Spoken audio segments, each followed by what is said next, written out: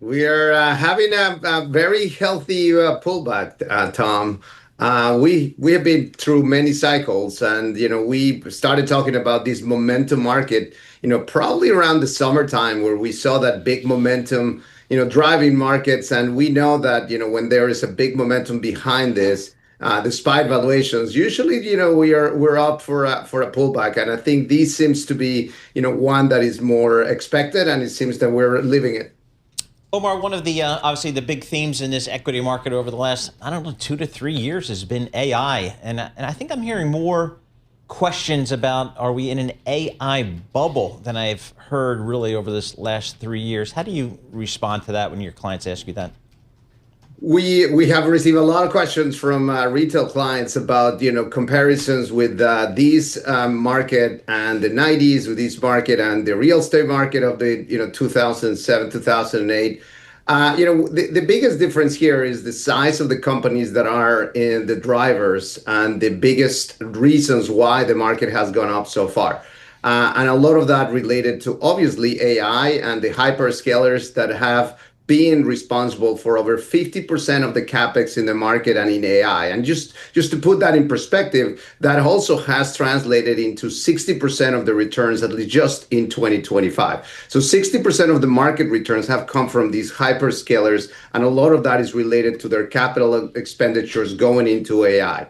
Now, I think what the market is questioning right now is whether or not that is going to lead into profitability, which is exactly the right reasons why the market needs to take a little breather to just see how this unfolds. Now, what we have explained to clients is that some of the reasons why this AI specific setup is different than in the previous cycles is that this has a wide range of ecosystem that involves utilities, that involves industrials, that involves several areas where that could have an impact in the economy through productivity. And I think that's the transition we're right now, where we are expecting to see profitability be translated in productivity for companies, and that could fuel the next wave of AI capex. So, Omar, what other sectors screen well for you guys at Schwab these days? Because again, the tech trade is a crowded trade, and I think people are kind of looking for some other areas where they might see some opportunity. Yeah, when we look at sectors, it is a little depressing because only four sectors have actually outperformed the market.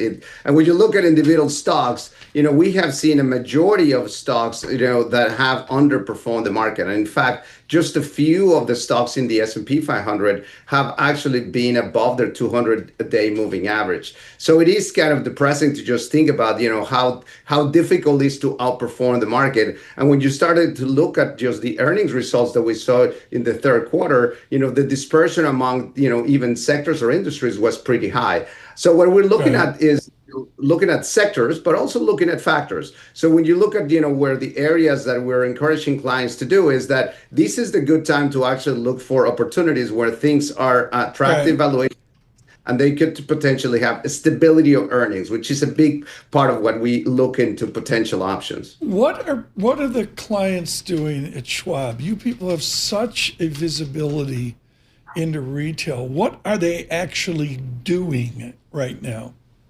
Yes, well, clients seem to be, optimistic. They're still fairly optimistic. They're starting to just rethink their specific areas for trading. And a lot of that is related to, they are moving their fixed income products up in duration. So they're moving away from the short term into the middle part of the curve. And then within equities, they're starting to diversify their strategies away from the max sevens. So what that means is they're starting to move a little low in market cap, not quite into small cap yet, but it's starting to just move down in market cap, and it's starting to look for cyclicals, which is, looking at materials, looking at, Right. financial, looking at some part of the energy part, just to diversify. They're not moving completely away from tech though.